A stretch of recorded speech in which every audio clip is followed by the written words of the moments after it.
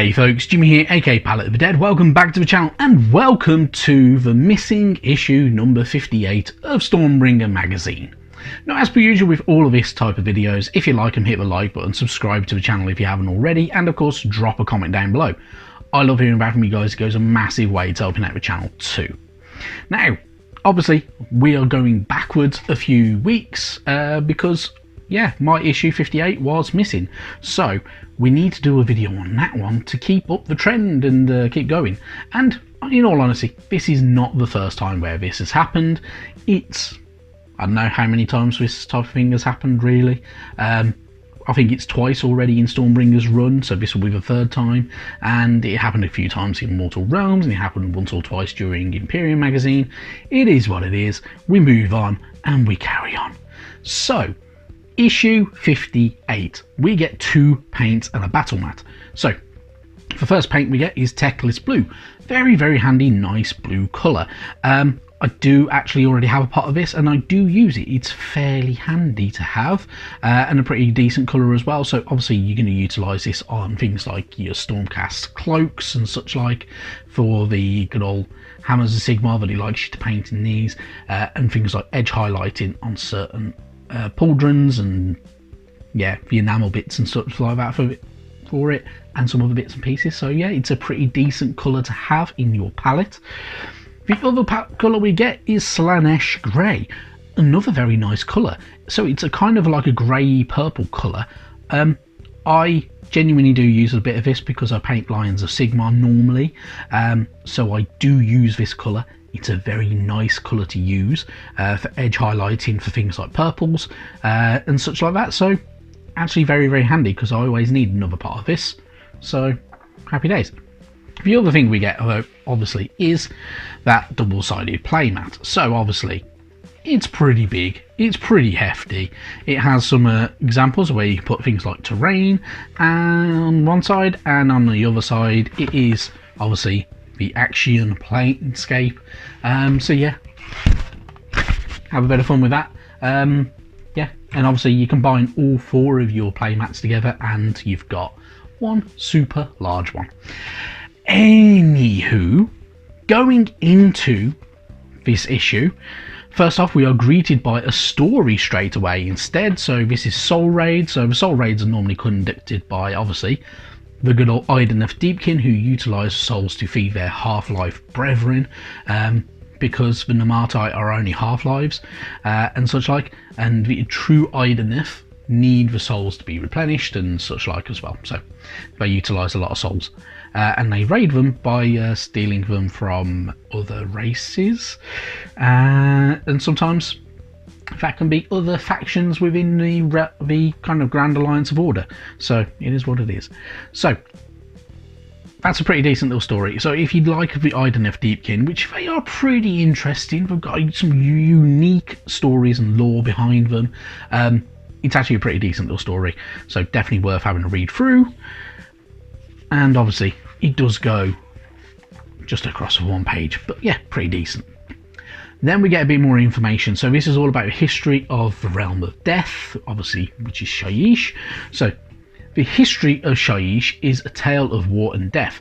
Since the age of myth, it has been home to the servants of Nagash and his undead Mortarchs. Many powerful armies of the living remain within the realm, and forces of chaos press hard upon all inhabitants in this land of never-ending toil. So the will of Nagash, Shyish is the domain of Nagash, and he has always longed to bend the realm to his designs. To enforce his will, the great necromancer constructed great fortresses across the land and populated these with his loyal servants. At his command, they would ride out and wage war in his name. The greatest stronghold of this terrifying fortress city of Nagash Izar, which was built at the centre of Shyish during the Age of Myth. So, nice little bit of lore and history to do with good old Nagash, the Lord of Bones, and his realm, Shyish. You also get more information about the War of Bones. So during the Age of Chaos, the Realm of Death was invaded by the servants of the Dark Gods. The living and the dead stood against the onslaught, but the attack could not be halted. During the Battle of Black Skies, Nagash himself came face to face with Archaon. Nagash was struck down and his spirit took centuries to recover. And it is also an inverted realm, so where all the other realms, the outer edges of the realm is actually kind of like where the magic's most strongest and it kind of fizzles out and such like.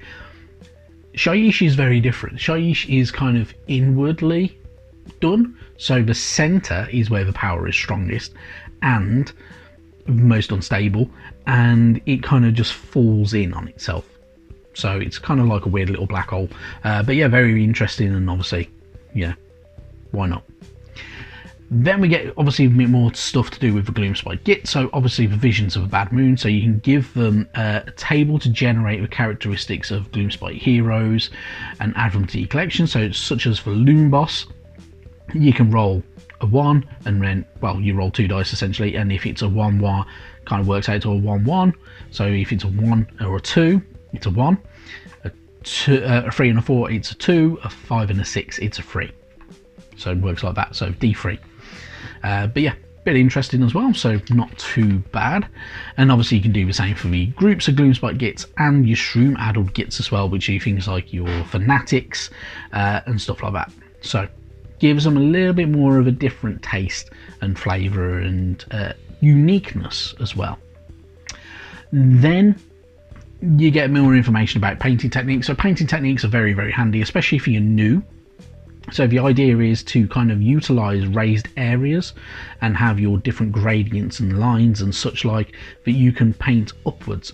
So creating a gradient can be a little bit tricky, and you have to get a little bit used to it. So you will be painting around these things, so you have gradients of paint going outwards, so you'll kind of your lightest color really going out to grade into darker colors and such like, or right vice versa. So it kind of goes from looking a little bit like that, where it's a bit patchy and there, to looking something like that, and obviously you're just using it with a little bit of layering. But otherwise it works very, very well. And then obviously you can do things like your edge highlights as well, so which is always very, very handy little trick to have. It does work very, very nicely on things like the muscles of kind of like your big guys and your Griffhounds and such like that, and also cloaks. So as you can see here, the Cantor Blue going over the cloak kind of brings it in, so you're leaving darker colours in recesses, which works very, very well and gives you a nice shaded colour. Yeah.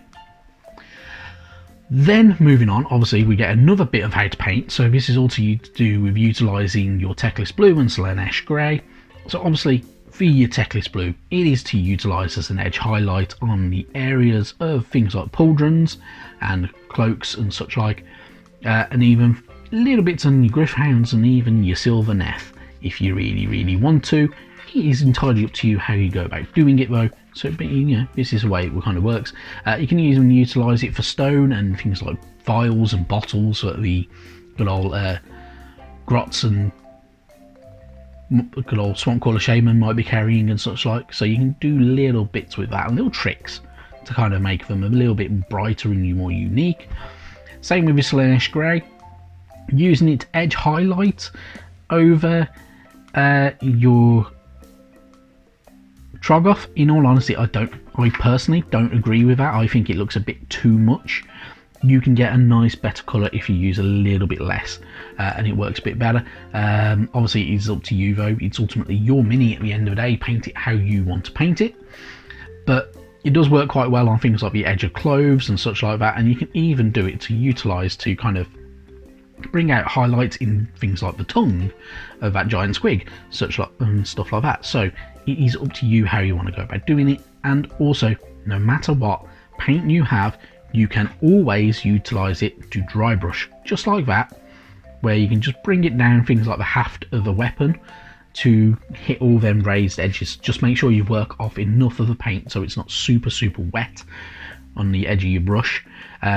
My tip would always be, if you're going to do it, you don't need a lot of paint. just a little tiny bit. You don't rub it off onto kitchen roll or anything like that. If you've got a bit of plastic, so if you've got, or a bit of cardboard or something like that, something that's not going to soak up too much paint, then rub the paint off on there, because if you take the moisture out of the paint, you get this graininess to your paint, which doesn't look very good, and it's a bit rubbish. And yeah, you can do it a bit better than that. I'm absolutely sure you can. And when you're all done, you're going to look something like that if you're following the guides. Now, I personally don't follow the guides. I think they look a bit too heavy on the edge highlighting, so it's not really my favourite, especially on that on Mollog. I think that's a bit much, personally. But yeah, each to their own. If you want to paint like that, paint like that. Then we move on anyway. We get more of the battle traits for things like the Stormcast Eternal. So obviously they are Legends of the Living Tempest, and they utilise a lot of different tactics and traits and such like. So they can obviously arrive onto the battlefield in a blaze of celestial lightning from Azir, and obviously you can do a little bit more as well. So you can kind of set them up in a way that they're ready to kind of fight from the off, so you can utilise them as reserves. Such like. We get a bit more about with Cruel Boys as well. So the Cruel Boys have their own tactics, and they utilise a lot of dirty tricks because they are quite cunning and a little bit interesting as well. So they do like to hide inside of things and behind things and around things, and yeah, they can spring up if they're covered in mud, so they can kind of hide in a lurking position, essentially. And then we have the battle plan for issue 58, which is shoot the messenger. So obviously you're picking your 2 heroes and your 4 troops, however you want to go about doing it. So as we go through the magazine, you can keep on changing how you want to play this battle. So you can keep on, you know, choosing different heroes as we get them, different units as we get them, and such like. Your choice of how you want to go about doing it, and it's not too bad. And obviously we had the image as well from issue 61 going into all of it and how to utilise all your mats and all that type of stuff. And yeah, good stuff. It's a pretty decent issue. Obviously it was missed because yeah, it is what it is, but yeah, pretty good. And obviously we moved on to get the Giant and the Grunstock Thunderers and such like, and yeah, happy days. Right, that is it from me, this bumper bonus issue. And because obviously I had to fetch this, get a replacement for this one, as mine was gone missing. But otherwise, thank you very, very much for watching, as per usual, and I will see you sometime soon, and eventually we'll get around to finishing off our getting started with Warhammer 40k videos. But yeah, anyway, thank you very much for watching. I will see you sometime soon. Bye bye now.